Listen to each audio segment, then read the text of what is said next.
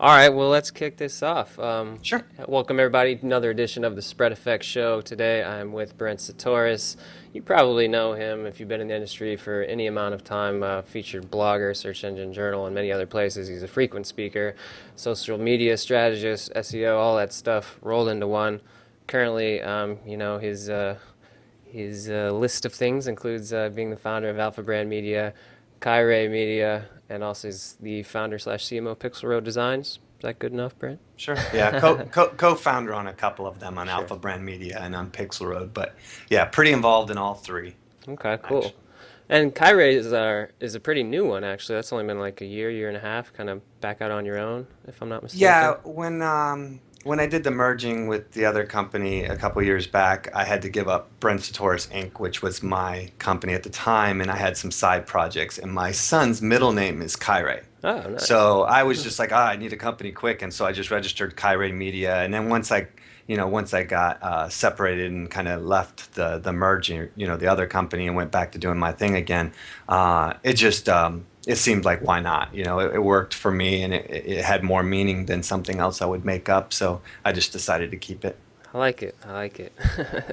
So what's going on in your world these days? I mean, I think the last time we talked, it's been a few years when we were talking when I had the was with the mortgage company with the hmm military background, which I kind of want to get into a little bit because I think you have a background in the military as well. But I was just kind of curious, not specifically what clients you're working with, but what types of clients and what's changed in the last few years. I mean, that's always a good place to start.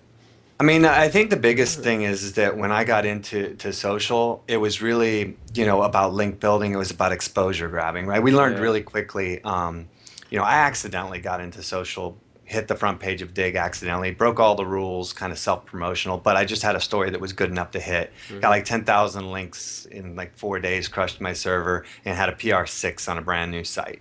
So, I was like, whoa, wait a minute, Yeah. there's something here. And it wasn't ever about like getting the front page or the visibility. It was just getting in front of influencers, right?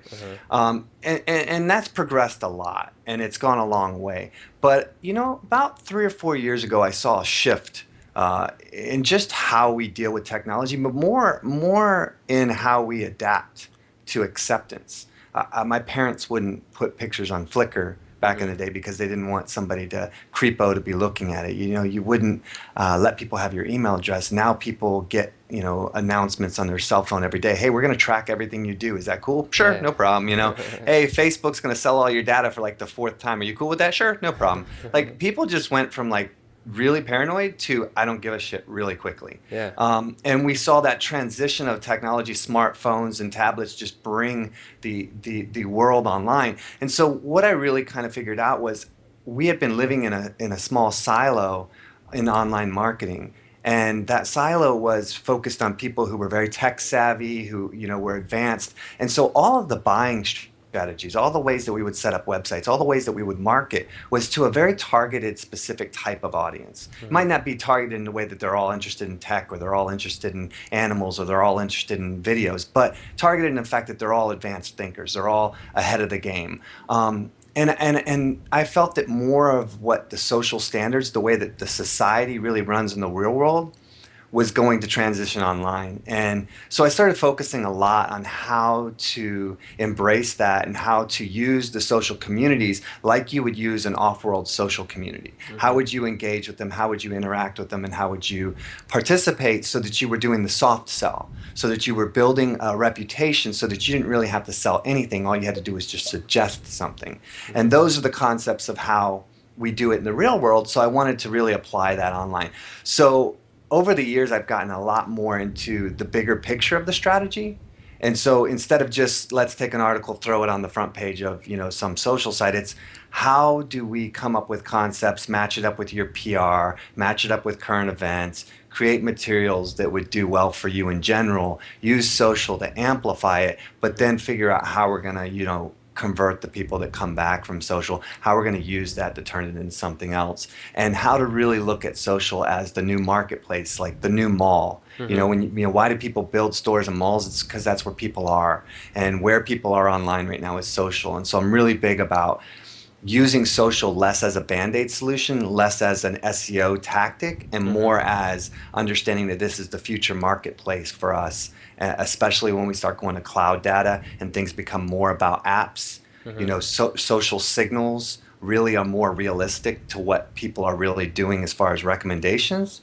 And so I feel like all of that work is much more important for where we're going. And so what I've been spending a lot of time is doing strategic consulting for companies. And so I mean I do some work with like Thomson Reuters. I work with everything from really really large companies poking holes in strategies and helping kind of come up with a direction, to working with small startups like Energems, which is like a chocolate gem energy thing. And so we everything from those different levels, as long as the project's kind of fun, I work on it. We still do the social promotion stuff. I mean, we built up 10, 20 Facebook accounts with hundreds of thousands of likes on each, and we have 10, 20 Twitter accounts, very much the same. Same with Google Plus. We get on the front page of Reddit almost every day. So we know all these systems because we spent 8 years on them. Well, not on all of them because they weren't all around, but like Reddit, early on. And so we still do some of the social promotions and other work as well. But that's the core, the consulting kind of digital strategy, and then the promotion stuff. Right on. Yeah, it sounds like it's gotten a lot more holistic and a lot more focused on digital marketing in general versus just being SEO. And like, Well, oh, look yeah, at all the yeah, links I can absolutely. get. Yeah, I mean, one of the things we did early on was we realized that companies care about certain things, and they don't care about other things. And you can figure that out from where their business plan is, what they're focusing on. So early on, I made an effort to like become friendly with the guys at Dig, Hmm. Reddit. I worked with Alexis, who's one of the founders. I hung out with him. We spent a lot of time together. I spent some times in a lot of time in the Reddit office. I got to know the guys at Stumble Upon a little bit. So over time, I really wanted to find out more of what they were okay with and what Hmm. they weren't okay with, Hmm. because everybody's got kind of like a real general purpose terms of service, but there's certain things that they really care about and they don't care about. And I always wanted to, I was also very, decent friends with Matt Cutts, Dwayne Forrester from Bing. So I've always wanted to succeed. Obviously, everybody wants to do what they can to like have quick success or to have big success, but I never wanted to go so far as to hurt somebody or hurt a client or violate the rules. So I always kind of pushed the envelope by understanding where the boundaries really were. And I think that it's helped to kind of be more holistic because you're really doing what's right for long-term success, and I think that's very very important. the Right on. biggest thing the biggest thing I've seen people make a mistake in social media is not take it serious enough, that they screw themselves. They Hmm. go in and they let somebody just spam it out. They give it to some admin, say, hey, we want to be on these sites, and then they spam them out. They end up getting banned, or they end up getting restricted from the sites and they don't even know it. And then companies come to us later that's like, oh, we can't get anything onto Reddit, or we can't get in Stumble Upon. And we look back and we're like, well, that's because you had like 2 people that submitted stuff like 25 times a day and spammed it. So people not really understanding that it is the future, and they kind of shoot themselves in the foot way too early. Yeah. One thing I wanted to talk about is just getting that voice, that messaging right, depending on like your target audience. That was one thing we talked about years ago when we were working with the military audience. I mean, it's a great community to be having a business that targets that community, very passionate one, but they also have like a way of speaking, a certain type of background, and certainly a certain vernacular that you have to get right if you're going to be serious about doing social media, as opposed to giving it to a 22-year-old admin and saying, tweet Sure. out our articles. How do you instruct clients, or maybe just anecdotally, how do you figure that out and make that work? It certainly seems very important if you're going to do this the right way. Absolutely. And the coolest thing is it's actually gotten easier and easier. It used to be a lot harder. When we talked, I mean, you had to go on the fact that, I served in the military for 5 years. I was in the military during September 11th. I kind of know, my father was military. A lot of my family was military. A lot of my friends are military. So, when you know the space, it's obviously easier Hmm. to have those type of terminologies or to understand those terminologies. When you don't have that, it's a lot harder. And I think that's changed a lot by the fact that there's so many social communities right now. One of the first things that I've been recommending a lot of people to do lately is like, if you're going to get into Facebook, you're going to get in Twitter, you're going to build your community, you need to identify all the people who are similar to your company. And Hmm. you need to identify all the people that are competitors or in that same space, and really go look at their accounts. what you can look at is you can identify the type of updates they're doing that are having the most success. So you can go through their timeline and you can say, oh, this one had a lot of likes and a lot of shares. This one had a lot of comments. This one had a lot of comments. This one didn't. You can identify what types of updates are really working and what types of updates are not. And then you can identify what type of language is commonplace in there. From reading through the comments and from reading through the article, you can pick up on some of the terminology, some of the tones, some of the way that the majority of the audience is thinking. And the more that you do that up front, it gives you a head start in knowing what type of updates, what type of conversations, what type of interactions you can have that are already proven to be very successful for your audience. Mm-hmm. And it will save you a lot of time, and it'll make sure that you're a lot of people when they get into social, they also talk too much about themselves. So looking at successful channels and seeing how does this company talk about other topics yet still be related can teach you how to talk about other topics and still be related, and teach you which other topics the target audience that is the same as your target audience is going to accept and be interested in. Yeah, yeah. I think a lot of people are sometimes searching for that when they get back to the point, past the point that, oh, I can't just talk about myself or my service the whole time because I do, water restoration. I can't talk about that all day. And they're often looking for like a formula of like, okay, how many times can I post something specific to my business that's like focused on generating customers, and then how many times do I have to go out and say, hey, it's Thanksgiving, or figure something out about the community and post that. Like, how is there I think a lot of the gurus out there say like you got to do X percentage of post related to the community and X percentage to your business. I doubt that there's a formula like that that really is tried and true. I The don't know, how do you problem, go the ahead. problem with formulas like that are it's very conditional to who's doing the research, right? So a lot Hmm. of people say the perfect time of day to post is this time of day. Hmm. Well, the perfect time of day is when you go in your insights and you look Right. at how active people are and then find the optimal times to reach that audience. The problem is people are in different time zones. People work different times of day. People check the internet different times of day. There is no optimal time, Yeah. unfortunately. There's no optimal post count. It's what I like to call common sense, but it's really not, I guess, that common sense anymore. I've learned that it's really not. It also, one big element of that that helps you determine is how big your audience is and how active your audience is. So a lot of times there's two accomplishments you're trying to accomplish in social media. One, you obviously want to talk about your business. You want to get conversions. You want to get people coming back to your property, et cetera, et cetera. But two, you want to build an audience. Hmm. And it's tough to build an audience when all you're doing is talking about yourself. Not only because it comes off as being kind of too one-sided or too limited or problematic for people to share. Like why, if you follow AT&T and AT&T says, hey, we have an outage in your area, great, that's information that's good for you, but are you really going to share that with your friends and family? Like you would think to yourself, well, if they have AT&T, they'll figure it out, or Right. why would I share that? Same thing with products. It gets to be something where people are not as prone to really comment because there's not an engagement. They're not as prone to share because they don't think that their friends and family really care about this product. It's their personal connection. And over time, they outlive the benefit of your updates. So a lot of companies you use once or twice, you might like their page, but then after another couple months of getting updates that you don't care about, you end up unfollowing them. Hmm. So it's not just about getting people to follow your community or engage, but it's to keep them.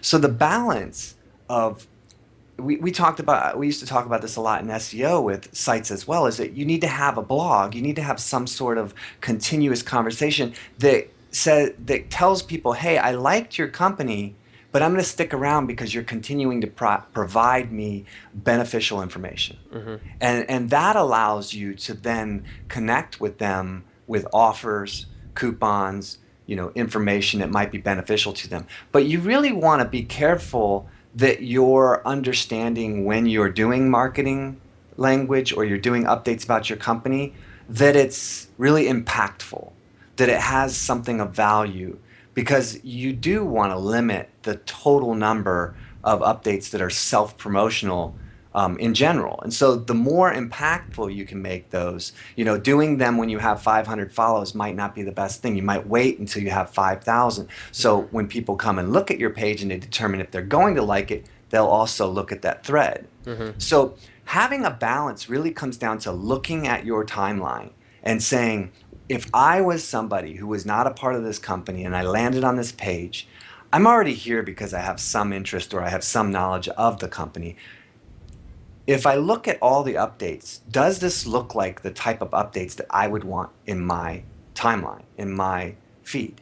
And if it is, they'll end up liking you and they'll end up staying with you. Hmm. And you know, it can go both ways too. On the flip side, I've seen some people figure out that these are the type of posts that really work well on Facebook, and then that's all their posts. So then when somebody lands on their page, and I'm using an example of one of our own that we learned from early on because we were like, oh, these work, and we did them all. And then when I looked at the page one day, I was like, it was just nothing but these specific meme type images, and I was like, well, the page looks kind of worthless when you land on it. It doesn't have any value to the company, right? So Yeah. it has to be a balance. There's no specific magic number, but I would say, and you know, typically it's not one to one. You're not doing one business, one non-business. When you research and you find the different, you know, topics, and you say, I have like 20 different types of posts that I can do, you just want to balance it out. I would say personally, maybe like 20% of the posts might be a good kind of like starting point, Yeah. but you're going to learn from that and you're going to evolve from that and you're going to start to see from your insights how your posts are doing and how your company posts are doing versus your non-company posts. Right. No, that makes a lot of sense. I answer everything very long, so Hey, no, that's I like that. It makes my job easier, right? Sit back and enjoy the knowledge. I want to talk about it from like a hard line business ROI standpoint a little bit. I'm sure conversations you have sometimes are with, cynical executives at companies that sure. might wonder, all this sounds really great, Brent, but how much should we, how much should we pay for a like? If I go all the way down to how much we're paying, when is this going to pay off for us? That's always a tough conversation to have. There's better tools possibly for tracking it these days. I know with some of our businesses, we are able to more attribute specific, like traditional, oh, we got a lead and we followed that lead on through to a close and we know that lead came from social. I don't know. How do you have that conversation these days? How do you kind of win those guys over? It's a tough conversation. I mean, I'm in a lucky position because I don't pitch. I don't do like, pitches for contracts or anything like that. And I don't really advertise if you kind of get to talk to me, not that it's like something special, but I mean, if you do talk to me, it's normally through a recommendation. It's Hmm. through somebody who, you already know kind of like what you need. You already know the value of it, and you just need somebody to accomplish it in Right. a competent and, good way. So I'm lucky because I don't really have to do too much of the buy-in conversations. But normally for me, with what I specifically do, the buy-in conversations are not overly complicated. The first thing I think is really important is to understand what your goal is. So many people look at social like every site in social is all one. Hmm. And that social is just one thing, and how you engage in social is just one thing. You have multiple communities that provide different types of audiences, different types of traffic, different types of engagements, and you have to figure out which ones are going to provide you the most value, social signal wise and conversion wise. But we're talking specifically on more of a conversion side. Hmm. You have to find out which ones resonate, which ones have an audience. So, for instance, Facebook is much more about like connecting with friends and family. It's very much a more relaxed environment. What is your audience easily converted in a time when they are in that kind of conversational friends and family mode? Right. If yes, then Facebook's a great page for you. Again, this is just talking about specific conversion. There's always value in every social profile because of social signals and the authority that that can add for you and being present. But where you spend the majority of your energy, right? You can identify that, and so you can do the same with Twitter. Does your updates happen quickly? Can you convert people really quickly? Because Twitter is more about getting updates, quick information, and it happens very, very fast. Like the life cycle, I think the last study I saw was like 7 minutes Hmm. is the life cycle of a tweet. Yeah. So, Google Plus is very resourceful. Like most people there are looking for true information, resource data, more than they are like the conversation. They're using that more as a tool Hmm. to you learn more. So if that's a better place for your product, you might focus more time on Google Plus.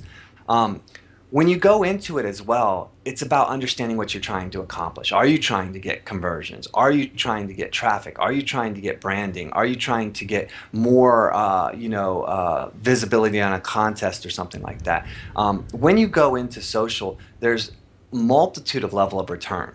So a lot of people don't look at the bigger picture, and I like to look at it more as the bigger picture. I used to always say social is like a commercial. You take all the time to research the best channel, the best audience, you get a good actor, you get a good film team, you put everything together, you throw it up there, and you hope, based on statistics and based on a general acceptance of the type of return you get from a commercial, you hope that you'll have a similar return. But it's very hard to quantify down to a, did this commercial equal this sale? Right. Or did this commercial lead to a recommendation that led to our website that led to our sale? Like, it's very hard to tell that. And social is also very hard. It is getting better. People are working on tools every day. The acceptance of longer and shortened URLs that can have more tracking parameters in them are available. That used to be a big no-no. It's not so much now. There's a lot of ways to track that. But there's also this whole new thing of social signals, and it's not really new, but it's starting to be embraced. So Bing has come out and said they're absolutely 100%, engaging in social signals. They want social signals. They're using them. They have the connection to Facebook. They have the connection to a lot of the sites to get that data. Google is, in my opinion, using them just as much, but they're not willing to commit as much because they have a bit more repercussion. They're concerned about the decisions that they make to really use those signals. But when you look at signals, it's much more of a long-term track. It's like you want to get these signals not only because they might benefit you today, but they also benefit you later. It's kind of the whole concept of links in SEO. You don't wait until the very end to start gathering links because you want to have them, the longer they're there, the better they are, and so forth. And the other thing is just really building communities that convert. So depending on what the goal is, I've actually told people, look, I'm not the best person to work with. Socials, maybe, build your profile up, be available, be there, set up your monitoring, but don't really spend a lot of time building it out or trying to build a community, because if you're doing, DUI lawyers, most people, it's very, very difficult to get somebody to come to a DUI page and like it and share stuff from a DUI. I mean, there's areas, drug rehabilitation is another one that's a very tough area to get people to really promote. Yeah. And then there's things that only happen when people need it. Like, lawyers and things like that are typically when people need them. Yeah. And so, there's it's not a good answer, but the answer is that depending on what they say their goal is, you explain and look at, like, how can this accomplish that? Okay, well, if we build a community, you'll have the opportunity to sell to them later more directly and more subtly, which will convert better for you. And you can do it continuously. If you are looking for branding, then doing some contests and having pages with a lot of likes and stuff works for your brand, because people do go check your Facebook fan page. They do check your Twitter page and see how reputable you are and how much of a following you have. And that does translate, right or wrong, into people's belief of how authoritative you are.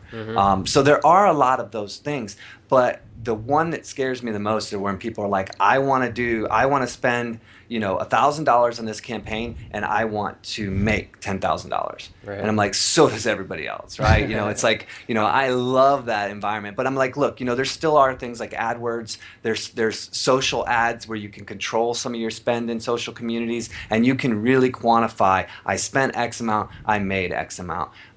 But that's a hard answer, because social is much more about building that community and having the soft sell and really trying to, get the opportunity to convert later, get the social signals that help you, get the audience that allows you to pitch to them. But normally I don't have a hard time with that. I would say most of the time people can find good value in social, and I can explain it in a way that seems to resonate well with people. And if it doesn't, I tell them, thank you very much. I gave you some advice. I normally give enough advice during any call that it's worth it for the call. So Sure. No, yeah, I bet you do. And I think that, some small business owners that are in that I only have $1,000 to spend mentality might see building a social community as a luxury of someone who has the time and the capacity and the funds to do so. But regardless of that, I think that, even if you are a DUI lawyer, there's probably there's opportunity to create channels that, Exactly. would become that community over time, That's if what you're, we recommend for yeah. people is like when you're in a space that's tough like that, you need to identify. This was something I think we spoke a little bit about in that conversation as well, is that I used to work in elder care. I Hmm. used to work in dealing with the elder care situation. It taught me one amazing lesson is that you don't have to convert when somebody wants something. There's a lot of industries out there that convert well before they need it. Hmm. And elder care is one of those. People don't go online and say, I need a home for my mother. They go online because they need to install a rail in the bathroom. They Hmm. need to build a ramp. They need to know how to take their father's keys away. Hmm. And by being involved in that process, you have the opportunity to provide information, legitimate information that says, look, you know, elder care homes are not what they used to be. They are much nicer now. They're much better quality. They're more like an apartment complex, and there's all these benefits. It actually keeps them healthier. There's less chance for injury and burning the house down and things like that. Hmm. And so when you're able to provide that subtly through the process of providing people information about their issues, then it allows you a great opportunity of converting. So we'll tell people like identify like for like drug rehab, one of the channels that we were working with somebody and we said we should really create a channel around inspiration. People who want help want to better their lives. Hmm. They want to feel inspired that they can make a difference. They can change who they are. They can be better. They can be healthier. They can, live longer. They can be happier. And all of this runs really strong around inspiration. So we were like, we should make a channel around inspiration, how to feel better, how to be more inspired, how to live life better. And in there, we'll have the opportunity to talk about subjects from your site in that channel that could touch on issues that would lead people to saying, you know what, I do need some help. Hmm. And this is what I want to, this is what I'm going to do, and this is how I'm going to get that help. So you can always succeed. It just depends on how open you are and willing you are to dedicate your time to social. Yeah, and it kind of becomes like the inspiration channel brought to you by, X company who's just kind of in the background, but, always one step away in case the service is needed. Exactly. Um, I was gonna say, with the and I think it's easy to come up with like ideas for those channels if you're on the front lines talking to your customers. And when we were, any idea or any piece of content that we would create for the military community, we could get 100 of them a day from the people who are on the phones dealing with our customers. I mean, what Yep. their lives are like, what their challenges are. I mean, you don't even have to go to social media to find out what to talk about necessarily. I think you can just ask one of your sales reps, what are some of the conversations you had today? And from a marketing standpoint, be like, all those are awesome. That gives me stuff for the next 3 weeks to talk about. Another thing I used to always suggest to people, and I still do, is like find support forums for your industry. Uh huh. Like what your industry is, find like areas where people talk about their problems with that and then solve those problems. If you go into a community about the military and the problems with the military and the things that people are having, maybe you go to the VA forums or maybe you go to a couple sites like that and you start to hear some stories and you start to see questions like sure, because I'm a veteran and because I pay over X amount military expenses per year, I get VA benefits for my medical, but are the doctors that are at the VA the same quality of doctors from the Mm-hmm. civilian care? Should I keep both or should I separate and cancel my personal insurance and just keep the VA insurance, right? Mm-hmm. These are questions that are a big question for people. There's a lot of concerns, there's a lot of issues on how long you have to wait. So putting together like an infographic or putting together an article that explains what's the difference between the VA and the private sector. Like, really not to try to push the VA, but to be honest and to Right. make sure that people make good decisions. Like, look, if you're doing your shots and your yearly physicals and stuff like that, use the VA all you want. But if you're going to have a serious surgery, you might consider private sector because of A, B, and C, right? Right. Getting into something like that could be very beneficial, but you would learn that by going into like support forums or going into areas of conversation that are bringing up issues. And no matter what industry you're in, there's almost always going to be some area of issues that you can start to figure out and start to solve those questions. Those people are asking those questions. They're asking them in search. They're asking them in social. Providing an answer allows you to be there for them at the time when people are very big on asking those questions. Right, yeah. That's a nice, simple bullet point for the post. Go to support forums in your industry for ideas about what the conversation should be. That's pretty good. I wanted to ask you about LinkedIn ads real quick. I don't want to go too long here and take too much of your time, but I was in Utah recently, or just got back actually, and was talking to a guy who's doing some B2B lead gen on LinkedIn, and I think that makes sense for that platform. He says he's pulling some decent leads. They're expensive. I personally use LinkedIn as like a bit of a place to go and get articles from all these people that I'm connected with in business, and I think it's a good curated place to find content. And that one was kind of absent from some of the discussions we were talking about earlier when we were at Google Plus, Facebook, Twitter, obviously those platforms. But I don't know. I was kind of curious your So I thoughts on have a LinkedIn. couple issues with LinkedIn. I think LinkedIn at its core was a great site. Uh-huh. And I think LinkedIn falls into the same category as what Dig fell into. And a lot of people don't know this, but Dig essentially owned the news aggregate space. Uh-huh. And the investors basically pushed Kevin and pushed Dig to say, hey, why is it that Facebook and Twitter are doing so much better?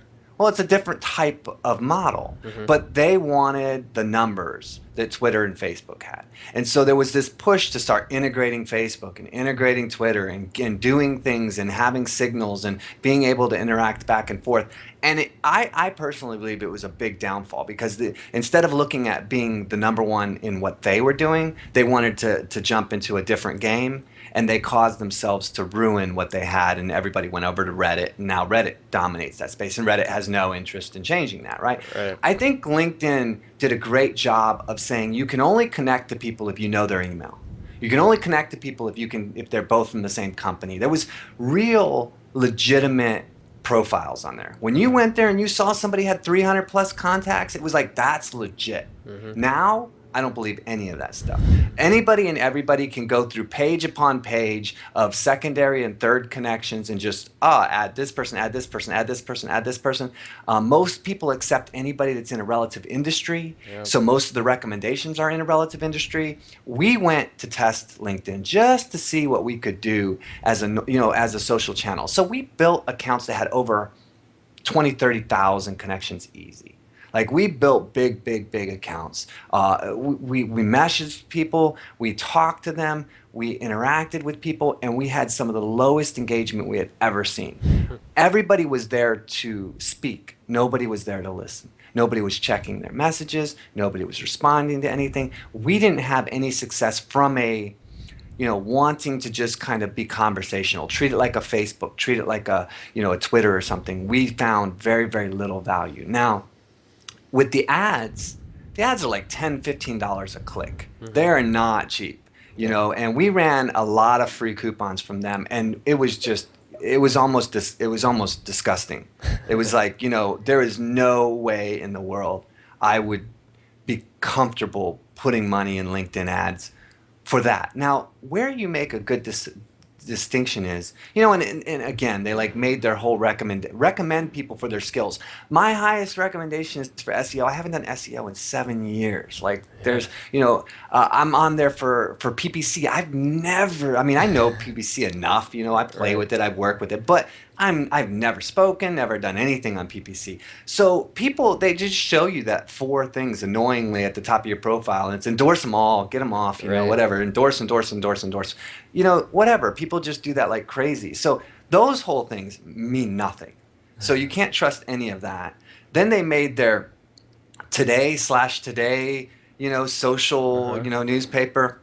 But everything was based on just your likes, which it's kind of cool, but you had like one link to it. It was very hard to find. It's not in any navigational bars. Back when I was looking at it and reviewing it, I did an article on it.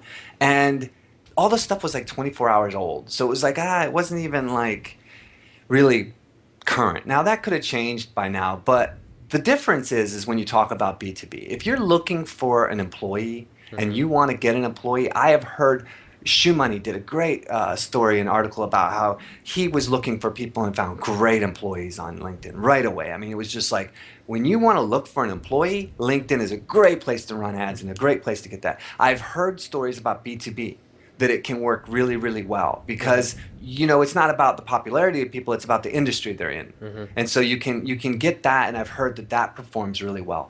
But I'm not really in the space of direct marketing Mm-hmm. when it comes to using social, and LinkedIn, from everything I've heard, is more of a direct marketing type of solution where you're either hiring somebody or you're looking at a business to do business with that business. I do things more from a visibility standpoint of content, of social engagement, and stuff like that around the topics. And for me, LinkedIn doesn't work for that. We Yeah. still do it. We still get LinkedIn votes. We still put it on there, but Mashable was probably the most credit for giving them the buildup they had by putting LinkedIn buttons on their site for a little while. And Yeah. since they took them off, I mean, you just see a lot of people taking it off, and it really doesn't have a lot of return. Nice. I wasn't expecting such a diatribe with LinkedIn. That was cool. And it's kind of like Facebook and Twitter are like the mall analogy you described. People go there to hang out and interact, and LinkedIn's just a store in the back where you go to get a job or something like that. We test a lot and we Yeah. get access to a lot of tools. And I mean, it doesn't mean that we use everything that we test, but we do a lot of testing and we get access to a lot of these sites to test them. There is not a social site that doesn't come out that we don't go and thoroughly exhaust. Uh-huh. And from looking at the code and the algorithm and how we can use it to the interaction with other social sites to how it could be a part of the campaign to the return to what their ad systems do, we test everything extensively for like 2, 3 months. We invest a lot into testing them. And then we look at what we get from it. Hmm. Across the board, we have a ton of different types of clients. We have a lot of information.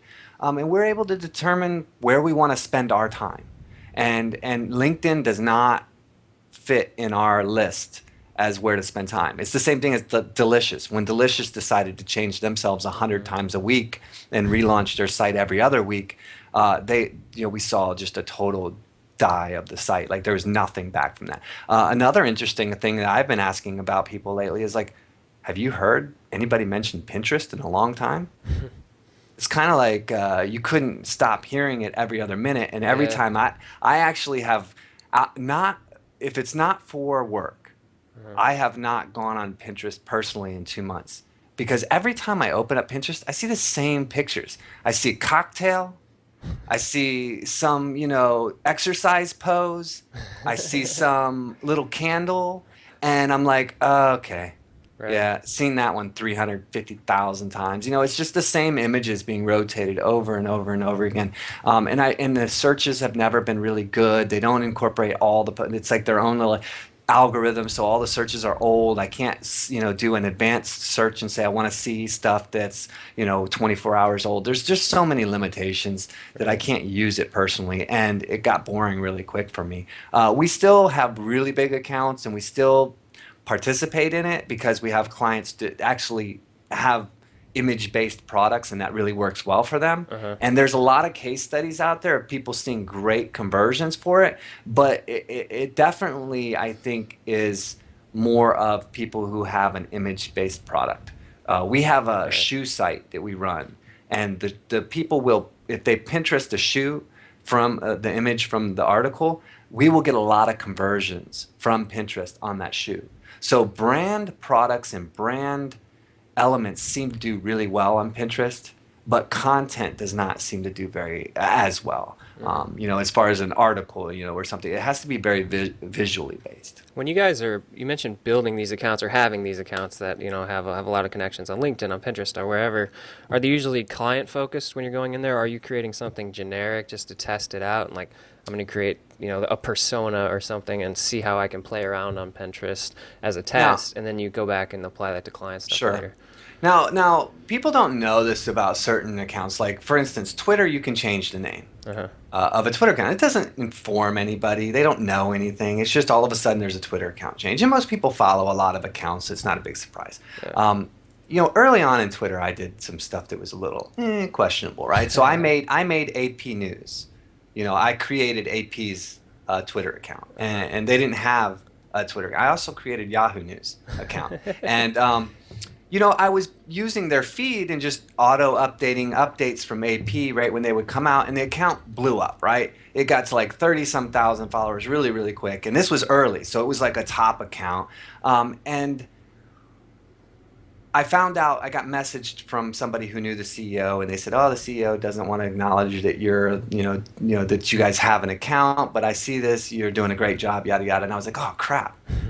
I'm gonna get, I'm gonna get lose this account. So Right. then I just changed the name to Breaking News, Ah. and I made a new AP account, and it had like 3 followers, and I just let it sit out there so it could be taken. And then I changed the name, and I used it for Breaking News, which was more generic, right? Yeah. Now I wasn't restricted by that. We also ran into situations where we would make accounts for clients, and once the client was done, or you know, we didn't have access to that anymore. What we found is there's limitations. You have to redo it. But if you can create an account that's something like, business, and it has a business niche, and I think, what did I made an account once. It was like Better Business Babble. It was like the BBB, but it was like, Right. conversating about better business and, ethics and stuff like that.